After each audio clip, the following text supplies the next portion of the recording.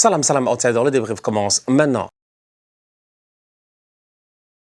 Le Barça l'emporte aujourd'hui 2-0 à domicile face à Osasuna. Une belle victoire de la part des Couleurs et franchement une performance qui, à mon humble avis, est aboutie. Pourquoi? Parce que on arrive dans une phase de la saison qui est une phase qui est souvent compliquée, une phase qui est souvent dangereuse. C'est la phase de la saison où tu peux perdre des points bêtement, franchement bêtement. Des adversaires qui sont en face de toi, des adversaires que tu dois taper, mais out of nowhere, ces adversaires sont capables de te surprendre. Moi, je suis un fan d'Arsenal. Personne ne connaît mieux le mois de décembre que moi. Combien de fois on a perdu le titre au mois de décembre? Combien de fois on a perdu des matchs nuls, des défaites, des machins, des trucs, des blessés au mois de décembre. Le mois de décembre est un mois qui, dans le monde du football, est dangereux. Pourquoi? Parce que les gars, dans leur tête, ils attendent déjà le Père Noël. Ils sont là, dans leur tête, je te jure. T'es un joueur de football, t'as rien demandé. Franchement, ça fait 2 semaines qu'à la maison, on te dit à Noël, tu veux quoi? Tous les jours, on te dit à Noël, tu veux quoi? Tu sais pas ce que tu veux à Noël. Tu es là, tu réfléchis, t'es comme, s'il vous plaît, laissez-moi tranquille. On est là en train de te demander... T'as tes enfants, franchement, demandez à Mohamed Salah, t'as tes enfants, ils sont là, ils vont te dire, oui, papa, cette année, à Noël, je veux ça, je veux ça, je veux ça. Bref, tu es là, il y a un stress permanent avec un truc bizarre, avec cette période du mois de décembre, qui fait de telle sorte que tu as l'impression que les équipes de football arrivent, les grandes équipes, je dis bien, ont l'habitude, à ce moment-ci de la saison, de perdre des points comme ça. Le Barça joue face à Osasuna, après 45 minutes de jeu, c'est 0-0. J'ai l'impression que c'était ce genre de match-là. C'est ce que j'avais comme feeling. Cependant, ce Barça de Hansi Flick là, franchement, a plus qu'un seul tour dans ses poches, je pense. C'est ce qu'on dit en français. Plus qu'un seul tour dans ses poches. Belle victoire du Barça 2-0, doublé de Rafinha. J'ai d'abord envie de parler dans ce match-là de Ferran Torres.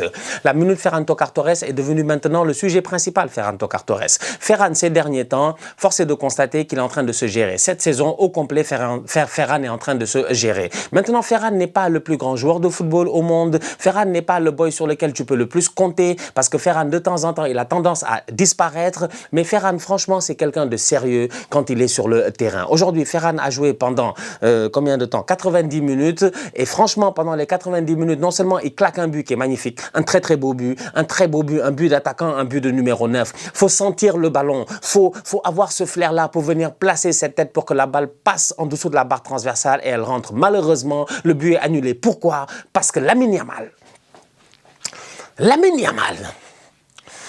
Yamal est hors-jeu du talon.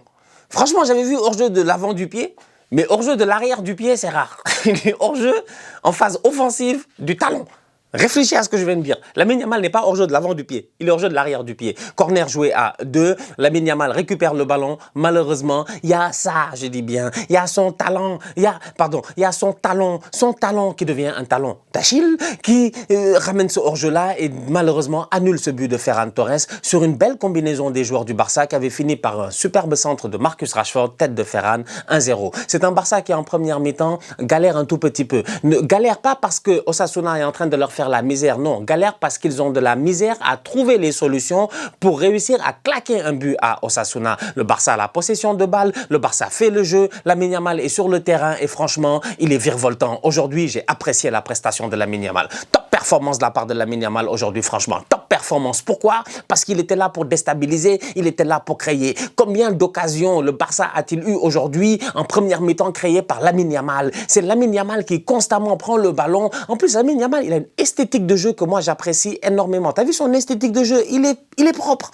Il est propre. Les doubles contacts sont propres. C'est fluide. Il a fait un flip-flap à un moment donné. Moi, je dis non, le boy, il fait des flip-flaps. En fait, il sait qu'il va réussir le flip-flap. Le flip-flap ne sera jamais un flip-flop. Donc, franchement, c'est une esthétique de jeu sensationnelle avec un QI de football extraordinaire. C'est ça que Lamine Yamal nous a ramené aujourd'hui. Donc, du coup, le football, non seulement il est intelligent, mais en plus de ça, il est beau, il est élégant, il est sublime. C'est un Yamal exceptionnel, franchement, exceptionnel. Rien à dire, de belles performances de sa part aujourd'hui. Il aurait pu être récompensé par un but. Malheureusement, Herrera, le gardien de Osasuna, a fait de beaux arrêts sur des frappes de Yamal. Sinon, elles ont été contrées. Mais c'est un Barça qui, en première mi-temps, se crée beaucoup d'occasions. C'est un Barça qui doit claquer au moins un but. Mais Osasuna défend très bien. Il y a toujours un pied des gars de Osasuna pour venir et contrer un ballon. Ce débordement de Jules Koundé, passe en retrait. Rashford doit marquer, sécurité, tu es convaincu que c'est plat du pied, sécurité. Ce qu'on n'avait pas pris en considération, c'est le défenseur de Osasuna qui est là pour le contrer. Donc, c'est pour ça que je dis que c'est une performance qui, pour moi, est une performance aboutie. Quand tu es champion, comme le Barça, qu'on approche de la période du mois de décembre, qu'il te reste un match avant d'aller en vacances, le dernier match, c'est face à Villarreal, et que tu joues face à Osasuna aujourd'hui, et que tu galères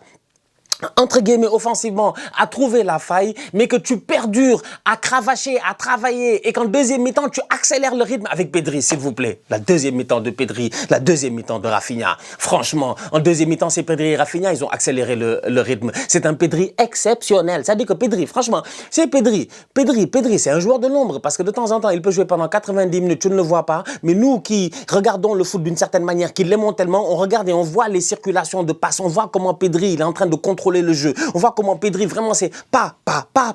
Comment Rafinha, il claque un but, c'est Pedri qui accélère le jeu. C'est Pedri, il récupère une passe défensive, il voit un espace, il rentre dedans. Dès qu'il voit l'espace, il rentre dedans, tout le monde est foutu. Il va tellement vite. À ce moment-là, Ferran Torres fait un jeu sans ballon sensationnel. Ferran coupe vers l'intérieur comme ça, vers l'extérieur comme ça. Rafinha est là dans l'espace, Pedri le voit, Pedri lui donne le ballon. Contrôle de Rafinha, frappe magnifique. Franchement, c'est une deuxième mi-temps où le Barça a mieux joué, où le Barça avait envie de marquer ce but-là. Ils en ont mis deux. Le premier de Rafinha est beau, le deuxième de Rafinha aussi est beau, il faut forcer sa chance. Là encore une fois, c'est à partir d'un débordement, il me semble, de Jules Koundé, qui pour moi a fait un très bon match. La dernière fois, il claque un doublé, le Jules Koundé, aujourd'hui, il sort une top performance. Franchement, une top performance de la part de Jules. J'ai aimé l'apport offensif, j'ai aimé les dédoublements derrière Lamine Yamal, et j'ai aimé aussi, comment on appelle ça, la manière à laquelle Yamal l'a servi plusieurs fois. C'est un Yamal pas égoïste qu'on a eu aujourd'hui, franchement, hein, et même d'ailleurs, d'habitude, il n'est pas égoïste du tout, mais j'ai aimé voir ces combinaisons-là. Franchement, c'était très, très top.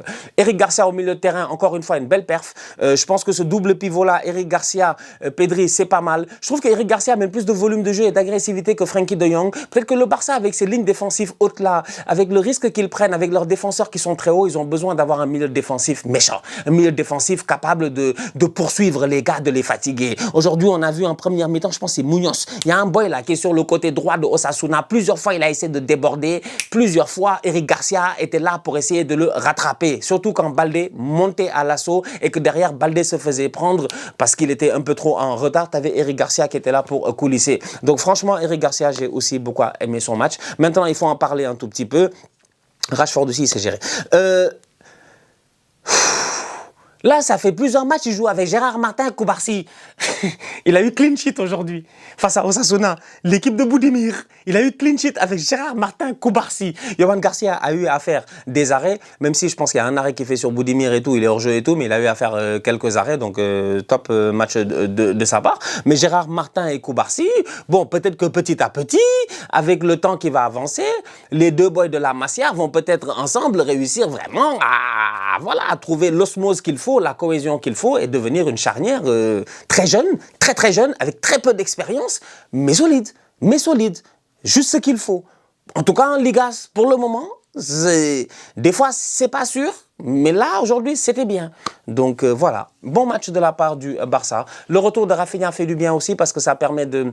Voilà, Dani Olmo va revenir de blessure éventuellement. Fermin Lopez peut rentrer en cours de match. Le fait d'avoir Eric Garcia qui vient au milieu de terrain aussi, je pense que c'est pertinent dans la rotation avec Frenkie de Jong. Donc, et éventuellement Marc Casado. Donc aujourd'hui, franchement, en attendant un match de Copa del Rey, je pense, du Barça dans quelques jours, avant le match face à Villarreal, où il va sûrement faire tourner en Copa del Rey, il va faire jouer sûrement les Casado, les Roni et tout. C'est un Barça qui a 7 points d'avance sur le Real. Franchement, ils sont en pole position, ils sont bien.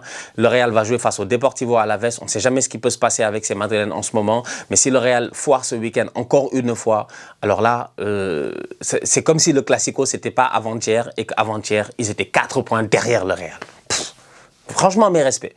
Mes respects parce que ça joue sérieusement malgré toutes les limites qu'ils peuvent avoir en termes de blessures, d'effectifs et tout, mais ça joue sérieusement. Ça fait des bêtises aussi, ça se réajuste. Aujourd'hui, plusieurs fois au Osasuna, ils ont essayé de courir, de les surprendre et tout. Il y a eu un face-à-face là, il y a un boy, il a pris Baldé de vitesse. Baldé, il est rapide ou il n'est pas rapide? Comment ça, le frérot, il a pris de vite? Le frérot, il a accéléré sur Baldé, il a laissé Baldé de vite, il a poussé le ballon, il a dit à Baldé, j'arrive avant toi. Il a réussi à arriver avant lui, mais globalement parlant, défensivement aujourd'hui, j'ai vu un Barça quand même assez solidaire et en plus ça, ils avaient le contrôle du match. Donc bravo de la part des Coolers. Performance, on peut dire quand même de la part des Coolers, victoire 2-0 face à Osasuna en attendant le match de Real dès ce dimanche. La famille, on se capte très bientôt pour une nouvelle vidéo. D'ici là, on continue à liker, on continue à partager, on s'abonne, on s'abonne, on s'abonne. On est ensemble, on reste en santé, c'est toujours le plus important. Tous outsiders.